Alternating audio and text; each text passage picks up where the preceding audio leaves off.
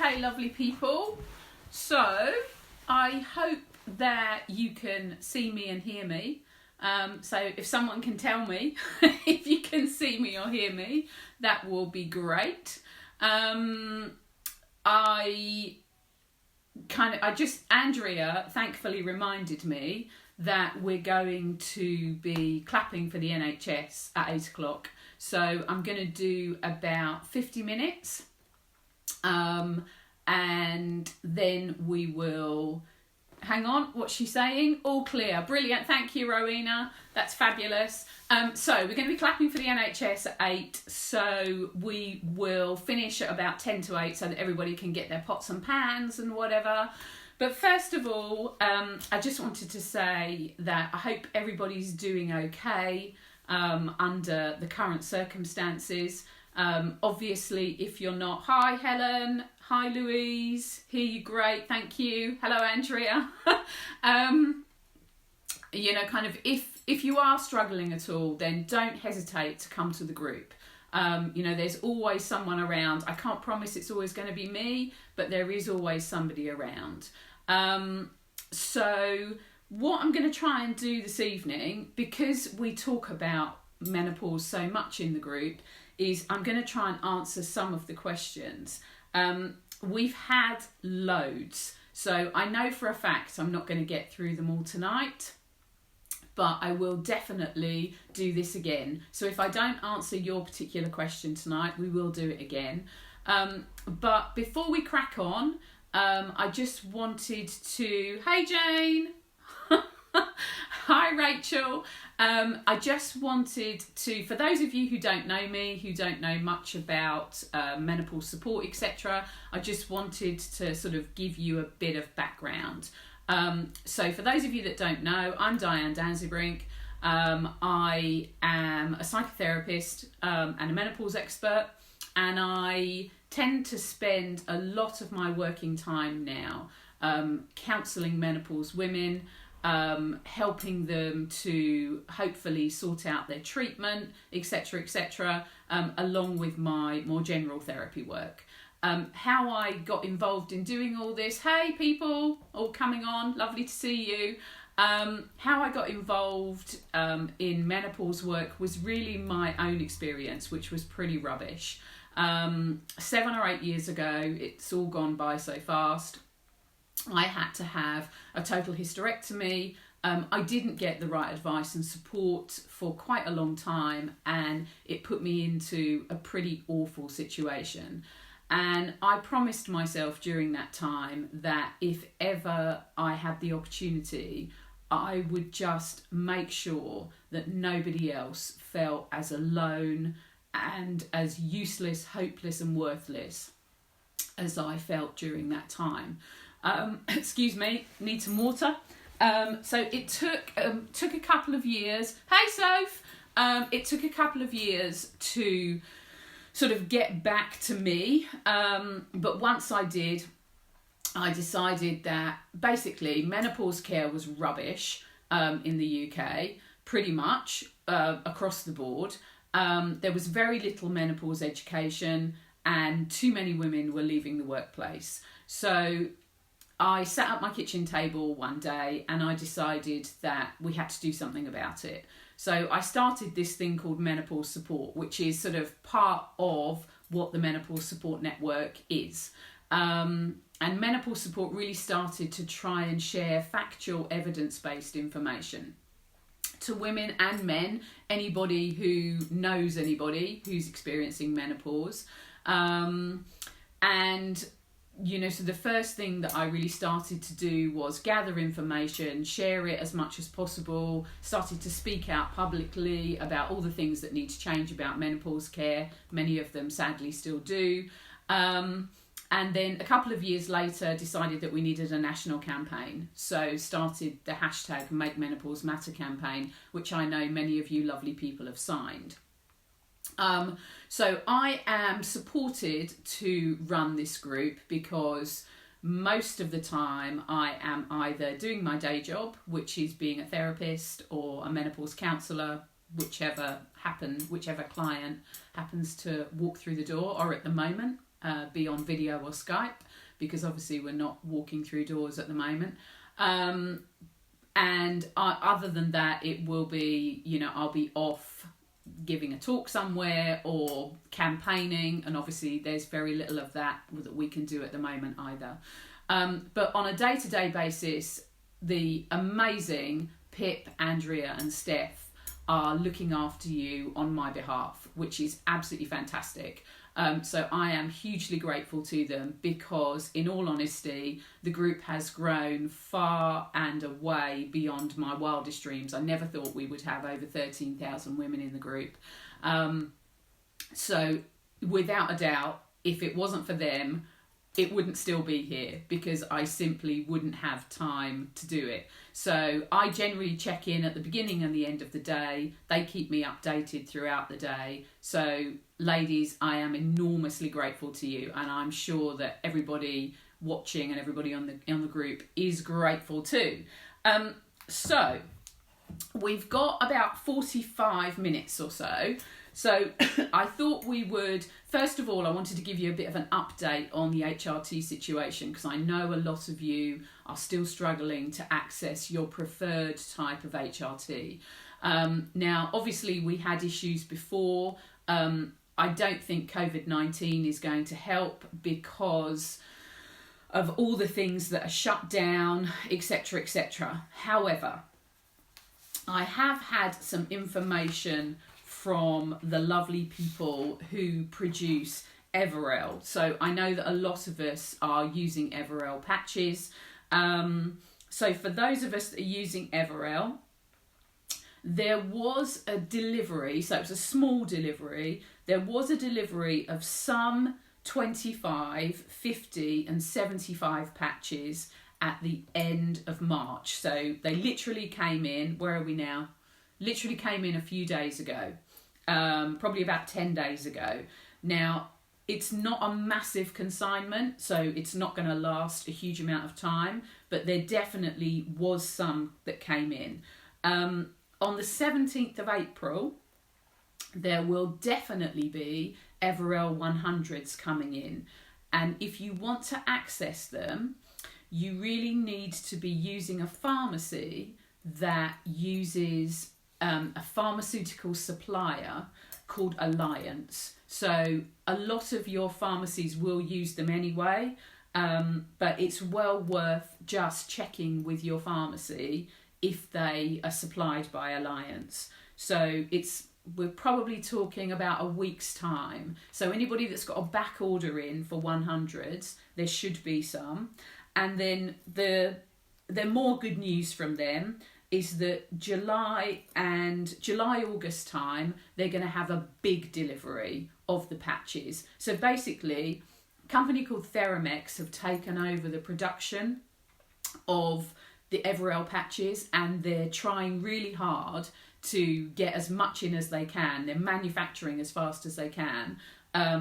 But they started really from nothing because they took it over from another company. So I spoke to the people who produce both Utrogestan, so I know a lot of people are on Utrogestan with either a patch or a separate gel, so Estrogel, and the company that produce Utrogestan also produce Estrogel, and they are both in good stock, so that's good. I still can't get a clear picture about Estradot, and there's still, the others are still patchy. I believe that there should be another update at the end of this month from the British Menopause Society. They usually do something once every 3 months, so hopefully we'll have information from all of them, but can't count on it. So basically, I'll try and find out as much as I can when I can, but as I'm sure you're all aware, it's not easy, and it's particularly not easy at the moment. But for those of us that use either Everel, Estrogel or Utrogestan, the Everel stocks are patchy, but the Utrogestan and the gel are still very much available. So if I crack on with some of your questions, and some of these are things that we get asked really regularly, So the first question here is, what's the difference between body identical and bioidentical HRT? So very simply, body identical is the term that the NHS like to use. So body identical means that it's a licensed product. Bioidentical is what we call compounded HRT, which is offered by private, and I'm going to say menopause specialists in inverted commas, because to be able to offer bioidentical HRT, some doctors have done a 2-day course to be able to prescribe bioidentical HRT. So as ever, everything should always be about personal choice, but essentially the key difference you need to know is that body identical is available from your doctor via the NHS and it's licensed and regulated. Bioidentical, you would be paying to see somebody privately and it's not licensed and it's not regulated. So that's the key difference.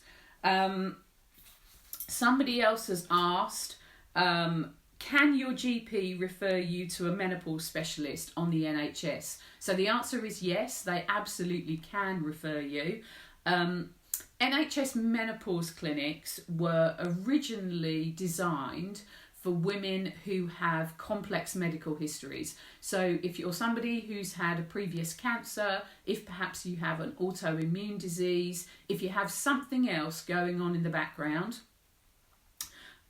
or if you have a strong family history, usually of a cancer, then that's really what menopause specialist clinics are there for. We don't have as many as we should. I think Andrea and I did a list, I think it was probably late last year now, and I think we had probably somewhere in the 50s. I know a couple have closed over the last 12 months or so. Unfortunately, that's due to funding. But if you need to see a menopause specialist, even if there isn't one in your county, you still should be able to be referred in. So being referred in essentially would mean that you would need to do that via your GP. So you would need your doctor to write a referral letter. There's another question here about being referred to a gynecologist or being referred to a menopause specialist. So it's fair to say that not all gynecologists know anything about menopause. Unfortunately, menopause is not a mandatory part of gynecology training. So it's only if they specialise in menopause that they will be menopause specialists. So if you're going to look for a menopause clinic, a specialist clinic, we always advise going to the British Menopause Society website, and on there you'll be able to find a map and you'll be able to pop your postcode into the map, and that will bring you up your closest menopause clinic. Now be careful when you go onto the website, because there's a tiny little box that you can tick underneath where you put your postcode, and that there's 2 boxes. One says NHS, the other one says private. So essentially the listing is all the doctors and gynecologists who have done BMS menopause specialist training. Some of them do NHS clinics and private clinics. Some of them only work in the NHS, some of them only work privately. But be careful, if you're looking for an NHS specialist, make sure you click only on the NHS box. If you want to look for both, obviously fine. And if you're looking for somebody privately, again, fine. But if you want to go and see a menopause specialist, whether it's from a referral from your doctor or whether you want to see one privately, obviously always ask on the group who anybody has seen and if they'd recommend them. That's really useful. But make sure they're a British Menopause Society registered menopause specialist. It's really key. So another question here is, What do I say to my GP if he or she offers me antidepressants for my menopause symptoms? So, for those of you that haven't seen them, we have NICE guidelines on menopause, and the NICE guidelines are really clear that first line treatment for menopause is HRT, hormone replacement therapy. Unfortunately, as a lot of you know, one of the aims of the campaign is to improve GP education, for GPs to have mandatory menopause education. It's probably some way off, but we still need to keep pushing for that. Unfortunately, probably around 6 out of 10 of the menopausal women that I see and speak to every week will have been prescribed antidepressants initially. I know a lot of you have been prescribed antidepressants too. So should they be prescribing them as first line? The answer is no. What should you say if they try to prescribe them as first line? Well, I would suggest referring them to the NICE guidelines, because they are very clear. They are national guidelines, and it's something that they should be working to. So, you do have good backup from national guidelines. If you go to the Menopause Support website, which is menopausesupport.co.uk, you'll also find on there something called 10 Things Your Doctor Should Know About Menopause. It's a bit of a précis of what is in the NICE guidelines. There's also something on there which is how to prepare for your GP appointment. So obviously we know that 10 minutes is not long enough. I'm guessing anybody who's having a GP appointment at the moment is having one that is like this, via video call or on the telephone. So it's always worth doing things like filling out our symptom checker, which you can find in the resources part of the website. Writing down things like if you're still having periods, when you're having them, etc. Anything that's relevant, any questions that you've got to ask, actually make some notes of it so that you get the most out of your 10 minutes. Another question here is, can my GP prescribe testosterone? Well, the short answer is they could prescribe testosterone. So testosterone for women, there isn't a single product which is just for women. The only testosterone product we have, which is designed for women specifically, is only available on a private prescription. So is only available if you've seen a private menopause specialist. But there are testosterone products available from your GP, which women use at a smaller dose than a man would use. Now, the official kind of line for doing this is, if you're going to start HRT, you have to have your HRT for a few months before you start testosterone if you're in a natural menopause. If you're in a surgical menopause, so you've had both of your ovaries removed, then potentially you should be starting it much earlier. But the difficulty is it's about licensing. So because the testosterone products are only licensed for men in the UK and not licensed for women, when a GP looks at prescribing it, it will clearly say to them that they're prescribing something off license. So it depends really how confident they feel about prescribing testosterone. So if you're having testosterone prescribed, you really should have had a blood test to see what your testosterone levels look like, and then you should be regularly monitored when you're on testosterone. So there are products available. Potentially, if your GP is confident about prescribing testosterone to a woman, then they could.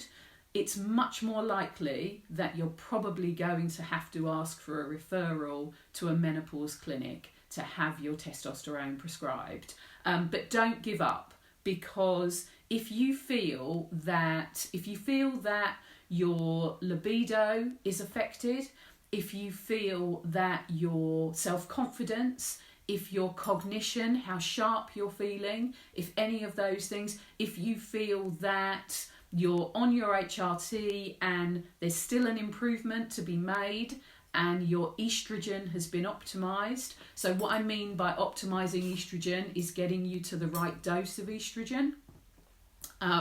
If you feel that all those things have been done, but you're still having issues with libido, with cognition, with how you feel, with your kind of outlook on the world. So to give you an example, I've had a total hysterectomy. I've had both my ovaries, my womb and my cervix removed. And I did get, eventually, estrogen. So for women like me who don't have a womb, the majority only need estrogen. They don't need progesterone. Slightly different in my case because I had very severe endometriosis.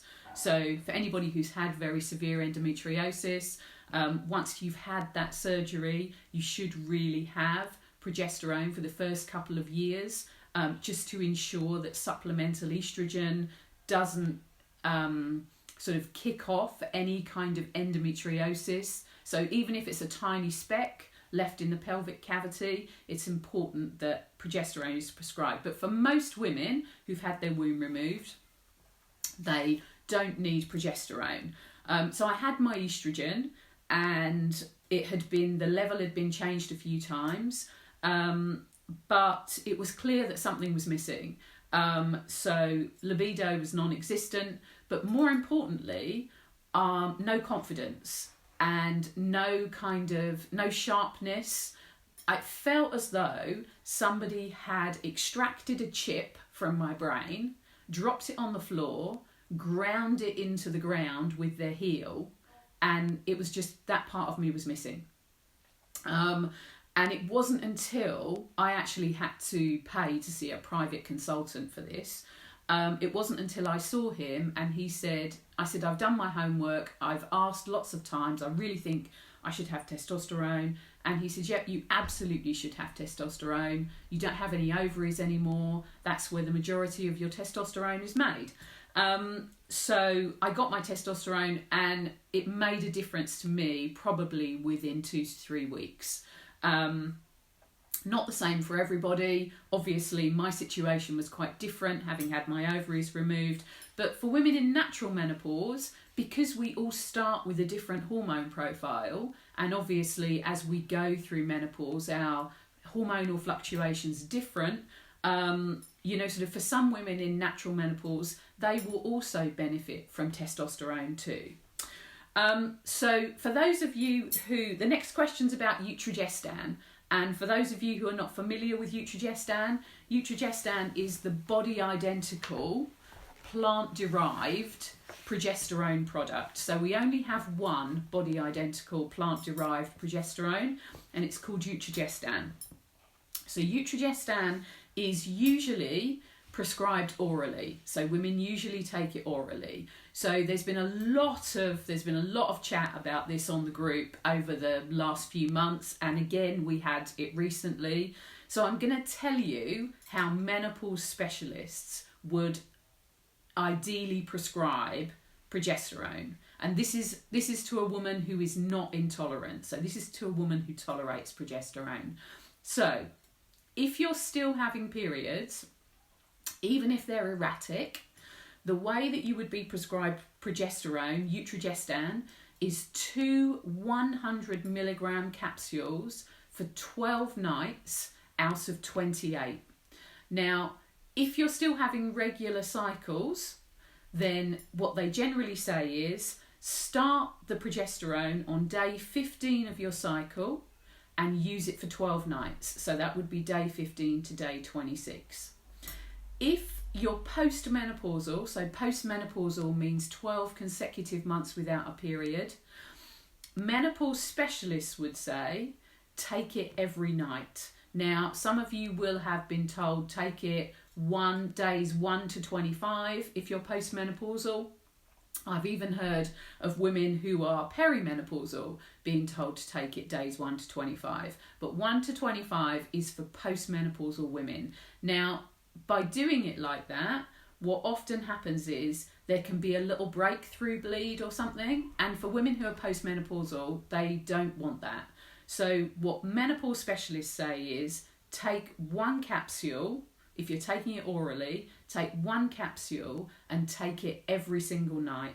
And the reason that it's recommended that Utrogestan is taken at night time is because it's mildly sedative. So for a lot of people, you wouldn't want to be taking it in the morning because potentially it can make you feel quite tired. So just to recap again, if you are perimenopausal, you should be prescribed 2 capsules for 12 nights out of 28. If you're postmenopausal, generally, menopause specialists say take 1 capsule every single night. Now, we've seen lots and lots of different versions of this on the group recently, so you may have been prescribed differently, but that's generally what menopause specialists say. If you are intolerant to progesterone, the first course is to try using the Utrogestan vaginally. So again, that's off license, but it can be used vaginally. And there is some evidence to show that it can be used at a lower dose. Now, for those of you who have seen Dr. Newson's website, if you go onto her website and look at prescribing guidelines, and look at specifically the information about Utrogestan, she's written a really good 1-page guide around using Utrogestan and how you can use it vaginally. So for anybody that, not everybody tolerates progesterone very well, so if you don't tolerate it well, then using it vaginally is a good option. So can you use it vaginally? Yes, you can. And for a lot of people, I know a lot of people in the group find it really helpful to use it like that. Another question is about Vagifem. Can I use my Vagifem alongside my HRT? Is it safe to use both? So again, for those of you who are not familiar with Vagifem, Vagifem's a little pessary which is used specifically for urinary and vaginal symptoms. So it's a local estrogen. With the doses in local estrogen, so we have Vagifem, we also have a pessary which came out quite recently, a soft pessary, and then there's also a couple of creams. There's an oral tablet in some parts of the country. But with the local estrogens, they are tiny, tiny doses of estrogen. So if we were to say there was a woman who was using oral HRT, so she was taking HRT tablets every single day, by using Vagifem twice a week, essentially that's equivalent to taking 1 estrogen tablet, 1 oral systemic tablet, so systemic means throughout the body, that's taking 1 tablet per year. So the equivalent of a year's worth of Vagifem is 1 day of oral HRT. So can you use them alongside? Yes, you absolutely can. And should you? There's probably about 20% of women who require both systemic HRT and also local HRT too. So yes, you can, absolutely fine, not a problem at all. Somebody's asked a question about vaginal atrophy. Is it possible to have vaginal atrophy without symptoms, and what are the symptoms? So is it possible? Yes, it is possible, because for a lot of us, we don't spend an awful lot of time looking at our vulvas. So Jane Lewis, who may or may not be on this, I'm not sure, Jane's written a great book called Me and My Menopausal Vagina. And Jane will tell you that when she first, Jane does suffer with vaginal atrophy. That's sort of the worst symptom for her of her menopause symptoms. But she says that when she first had a look at what was going on down there, she was really shocked. Because things had changed quite dramatically. So can things change? Yes. What are the symptoms? So generally the symptoms of vaginal atrophy, and vaginal atrophy has several different terms, are things like burning, dryness, soreness, itching. There can be, a lot of people are confused because when we talk about dryness, they think that means absolutely no discharge and no lubrication. And the discharge can change to be quite a watery discharge. That can also be a symptom of vaginal atrophy. Continued UTIs, urinary tract infections, things like cystitis. So maybe having repeated UTIs, going off to the doctor, being given 3 days antibiotics, getting on that kind of roundabout of UTI, 3 days antibiotics. If that's happening to you regularly, then really go back and start talking about whether this could be something else, whether it's actually some local estrogen that you need.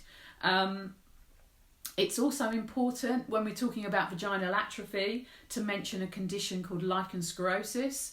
So lichen sclerosis is something that can go undiagnosed. So if you are having vaginal symptoms, I know it's very difficult at the moment because most GPs are not doing face-to-face appointments, but if you are having vaginal symptoms and you are having, kind of itching, burning, dryness, etc., it's important to be examined because, sort of nobody is psychic, and it's important to see what might be going on down there. It's also important to say that a lot of women miss their cervical smears because of vaginal atrophy, because of the dryness and the soreness, and they don't want to put themselves through the cervical smear. So really important to be able to get the right treatment for those symptoms. For some people, they will use local estrogen on its own. For others, they will be using local estrogen alongside HRT. But, sort of whether it's systemic HRT or whether it's local estrogen, really important to say that there isn't a one size fits all. It is very much about finding the right treatment in the right dose for the right woman. Somebody else has asked or has said, my doctor has said that I can't have HRT as I'm still having periods. Is this true? No, absolutely not true. Of course you can have HRT if you're still having periods. Ideally, if we think about it, if we think about menopause as a transitional phase, for most women, they'll probably be menopausal, perimenopausal, in their early to mid 40s. So it might be that your periods haven't even changed when you're starting to have your symptoms. That's not necessarily the first thing to happen. So if you are having symptoms and they're having an effect on your quality of life, that's the time to go along and see your doctor. There's absolutely no reason for you not to start HRT if that's your choice. While you're still having periods. And in fact, if you're having symptoms, it absolutely should be the time that you start. Somebody else has asked, my GP said I have to come off of my HRT after 5 years. Is this true? No, it's absolutely not true. There used to be a sort of a theme that women could have HRT for 5 years. There's actually not a national stipulation about how long you can have HRT for. Again, really important to say that HRT is not just about treating symptoms. It's also about looking after our long-term health. So if we think about long-term bone health, current statistics from the Royal Osteoporosis Society tell us that if you're a man over 50, as you age, your likelihood of experiencing a bone fracture is 1 in 5. If you're a woman over 50, your likelihood as you age of experiencing a bone fracture is 1 in 2. And that's because estrogen has a huge part to play in our continued bone health. Now, obviously, we also have a part to play in this, in what we eat, what we drink, how much exercise we take, the type of exercise that we take. So is it weight-bearing exercise, etc. But there's no getting away from the fact that estrogen does have a protective effect on the bones. As far as our heart health is concerned, if we look at the figures around heart disease, we know that heart disease is generally a disease that affects men under the age of 60. Once we get over the age of 60, what we start to see is that we get to parity between men and women quite quickly. And that's because estrogen acts as a lubricant in a lot of parts of the body. So lubricates things like our eyes, our mouths, our guts, which is why a lot of people end up with things like they're diagnosed with things like IBS when actually it's to do with a loss of estrogen. Or people will have bowel issues where perhaps they're more constipated. Again, it's to do with the lubrication that estrogen provides. Lubricates our joints. So for all of us who've ever got up off the sofa recently and made that kind of oof noise, that's to do with a lack of estrogen. And estrogen also lubricates the inner lining of the arteries and the veins. So it really helps to avoid those nasty plaques laying down. Now again, it's to do with our lifestyle, what we eat, etc., etc. But there is definitely, again, a protective effect to estrogen. And as far as our brain health is concerned, we're literally learning more about that month by month. There's a great book coming out in a few months' time, which is called XX. It's by a lady called Dr. Lisa Mosconi. And she's a neuroscientist in the States. And along with another neuroscientist, another female neuroscientist, they've kind of dedicated their lives to looking at female brain health and the part that estrogen has to play. And there are some really shocking and stark facts around estrogen and the brain and women. So one of the figures that really struck me when I first came across it was that of the cohort of people in the UK who are living with Alzheimer's and dementia, 2/3 of them are women. And what we're starting to see is actually it looks as though estrogen doesn't just support serotonin levels in the brain, and it isn't just about neuroreception, so that's how well the brain functions essentially. It looks as though it could also have a neuroprotective effect on the brain in the long term. So again, we're kind of looking at, as I've said before, how you manage your menopause symptoms should absolutely be personal choice. But it should be personal choice based on factual, evidence-based information and the latest research. There are good reasons for you to, if HRT is your elected way to go, there are good reasons for you to start it when your symptoms become problematic for you, rather than having to wait until your periods stop. What else have we got here, my lovelies? We have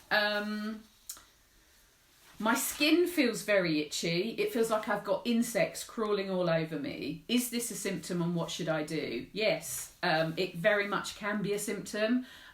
So we have estrogen receptors all over our bodies. From the top of your head to the tip of your toes, you've got estrogen receptors. And your skin is full of estrogen receptors. So for a lot of people, they talk about having this itchy skin. Excuse me, little drink. They talk about having itchy, dry skin, and a lot of the women that I see tell me that they've been prescribed all sorts of creams for them. And actually, again, it's to do with estrogen depletion. So, another one here. Are estrogel and estradiol the same product? So, yes, they are. And why are they packaged differently? So they're packaged differently for different territories. So estrogel is the first product that we usually get here.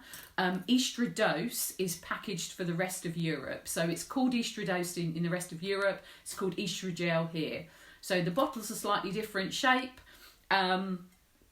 But essentially what's inside is the same.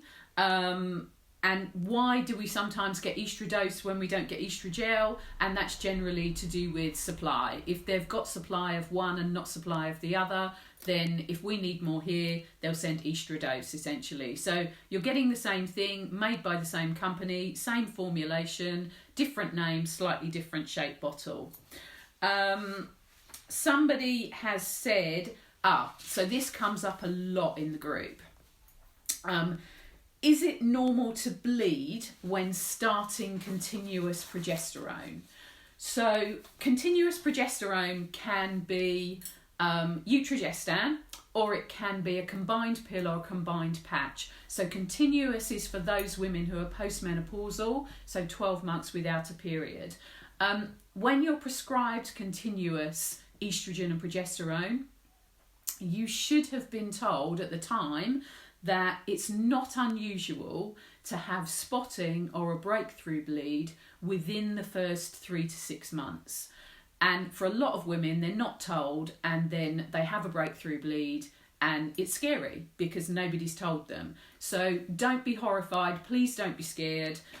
In the first 6 months or so, it's not at all unusual. It will calm down in most cases, but it's also true to say that any postmenopausal bleed, so if you've started your, let's say your estrogen and progesterone, and you're using it continuously, if you've had it for some time and then you have a breakthrough bleed, or then you have an unscheduled bleed, it's really important in postmenopause that you go back to your doctor and you report that to them and that it's investigated. So the earlier the better is essentially the point. Somebody else has asked here, I'm just going to check the time. Okay, lovelies. Somebody else has asked here, is there an optimum placement for patches to aid absorption? I've been on 150 micrograms for the past 3 months and my levels are still low. Absorption with gel is no better. What options are available to me if levels remain low? So, optimum places to put it. So patches should always be put below the waist. I put mine, and have for many years, on the outside of my thigh. So I use 2 patches at a time, and essentially I put one on each side when I swap them over, and I put them in a different spot every few times basically, so that I'm not using the same patch of skin all the time. For some people, they like putting them on their bum. For some people, they'll find another spot below their waist, but patches ideally should be below your waist. For somebody who's tried gel and is now trying patches and is still finding that they're not absorbing it very well, the problem could be that you are not going to absorb transdermal estrogen well. It's quite unusual. A lot of people, so we would always say first line would be transdermal because it goes straight into the bloodstream, rather than tablets which have to do the first pass through the gut and the liver every day. So ideally, again, if you see a menopause specialist, they're probably going to give you a patch or a gel along with your progesterone if you have a womb and you need it. So as far as this is concerned, what are the options? If it's clear from your blood tests, and clearly this person, it's Louise, is having blood tests, if it's clear that by increasing your dose and changing the route via gel or patch that you're not able to absorb it, then probably the next route is for you to try oral HRT. And there are some people who get on better with it, and it absolutely works for them because they don't absorb it well through the skin. Okay, so are menopause symptoms exacerbated by stress? They absolutely can be. If you think about, if you want me to, if you let me know, if you want me to do something on stress and anxiety in another one specifically, then let me know, put a message on here or something. I'll put something on the group afterwards to say, what would you like to do more of these on? I've kind of gone straight into questions rather than doing what menopause is, when it happens, what all the symptoms are, what the treatments are. But if you'd like me to do that one too, then I'm happy to do that as well. But if you think about your sort of normal daily life, if we get stressed, that affects our normal daily lives. If we get stressed when we're in menopause, it absolutely can affect our symptoms. There's no doubt about it. Right, lovelies. So I'm looking at the time and it's 7:45, and I know that all of you are going to want to go out there and clap like mad for all those lovely people who are looking out for us and looking after us and doing an absolutely amazing job at the moment. So before I round up this list of questions, I'll definitely do another one on questions, because there's at least as many questions to ask again. So I'll do another one of these for you next week. I'm going to put a post on the group and ask you what else you'd like me to do these on. So if you'd like me to do the kind of general run through, if there's one that you'd like me to do on stress and anxiety, then I'm very happy to do that too. If you'd like me to do one on surgical menopause, on early menopause, on post-menopause, whatever you want, just let me know and I'll do them. And if you found it helpful, let me know. If I've been sitting here talking to myself, that's fine. I'll do that all the time. But if you found it helpful, then let me know. But before I let you lovelies go, I want to say a couple of things. I want to say a huge thank you to all of you, because when I set this group up, I was quite strict with what I wanted this group to be. I wanted it to be a place of safety, a place of compassion, a place of support. And that is what all of you continue to help make it every day. And I feel so grateful that the fact that I can't be around for it every day because I'm off doing my day job, I've got fabulous moderators, we've got wonderful, wonderful members. I'm so delighted when I read how much it's helped you all. It's absolute. I'll be really honest, I was really, really reticent about setting up a group because I didn't know how much work it would be, and I've seen so many go wrong, if I'm honest, and all of you have made it absolutely fabulous. So from the bottom of my heart, I thank you for being so supportive and so wonderful to each other. Two quick things. One is, I know most of you lovelies will have found the Make Menopause the Make Menopause Matter campaign, and you will have signed it. If you haven't, or if you haven't shared it with all the lovely people that you know and love, I would love you very much if you would go to menopausesupport.co.uk, click on the link for the campaign and sign, share, so that we can, we've changed legislation in the UK between us already. We have ensured that menopause is going to be taught on the RSE curriculum from 2020, from September this year. But we need desperately to ensure that menopause education happens for GPs and that we have more support in the workplace. And last thing, my loves, is if you haven't seen them, a huge and enormous thank you to the wonderful and marvellous Bonnie Fitz, who is a member of our group, who has put my random thoughts into a poster and made it look like this fabulous thing. And she has created it in 3 skin tones for us, which is wonderful and marvellous. And you can now download these wonderful things from the Menopause Support website. So if you go to the resources tab on the website, you can download it there. And when you all go back to work, because I'm sure lots of you are working from home, when you all go back to work, I would be thrilled if you would share that and use it as much as possible, so that hopefully some of your colleagues become a bit more educated, can recognise their symptoms, and so that they don't feel so lost and alone too, because this is very much about getting the message out there so that we can ensure that we are the generation that make a difference for all the women and the men for that matter coming after us. So I hope it's been helpful. I know I speak really quickly. I've got so much more to say to you. I'll put a thing up asking you what else you'd like me to do, if you'd like me to do anything, and if you want me to shut up and not say anything else, that's fine too. But anyway, lovelies, let's all go and cheer and shout and go mad and hit pans and whatever for our wonderful NHS and care staff and shop staff and bin men and goodness knows what else that are kind of keeping us all fed and looked after. So again, thank you to everybody. It's lovely to see you. Well, I can't see you, but you can see me. You know what I mean? Have a lovely evening. Have a super weekend. Have a super long weekend. And I will catch up with some of you on the group. And see you soon. Okay. Bye.